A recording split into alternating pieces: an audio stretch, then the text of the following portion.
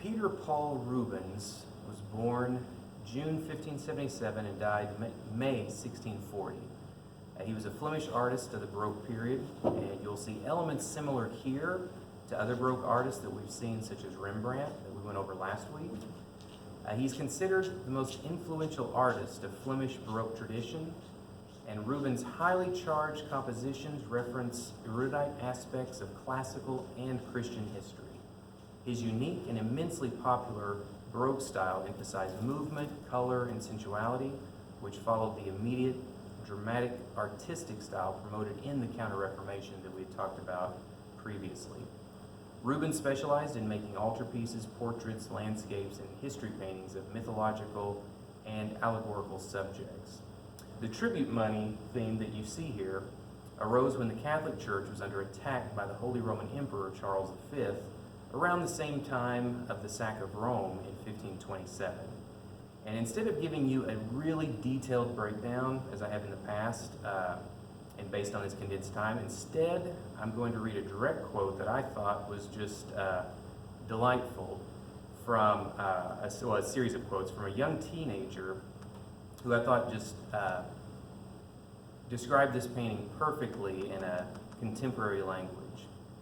So this will be more informal, but sometimes I think the informal approach can be better on certain pieces than the more intellectual ones. So Anna McNeary had the following to say about this Rubens painting. There are a couple of stories associated with the juicy New Testament topic of tribute money, which is Bible speak for taxes. In one case, Christ and his posse were confronted by a Roman tax collector who demanded they pay their taxes. Obviously, being in an obscure religious cult, they didn't have any money. But always a proponent of social welfare, Christ instructed Peter to go fishing in a nearby lake. In the mouth of the first fish he caught, Peter found a 4-drachma coin, which Jesus and the apostles offered up to appease the man. In 1618, Rubens' studio produced a different painting, St. Peter finding the tribute money, which specifically illustrates the slimy moment when the coin is procured. The second story is more about putting saucy tax collectors in their place, which is likely what's happening in this particular scene. The Pharisees, always out to get Jesus, thought they could trick him into disparaging the emperor by asking asking Jesus if he thinks it's moral to pay taxes to Caesar. Jesus is onto them, so he's like, whose face is on that coin you've got? And they're like, Caesar's? And Jesus is like, render therefore unto Caesar the things that are Caesar's, and unto God the things that are God's. He basically means, God has no use of your dirty money.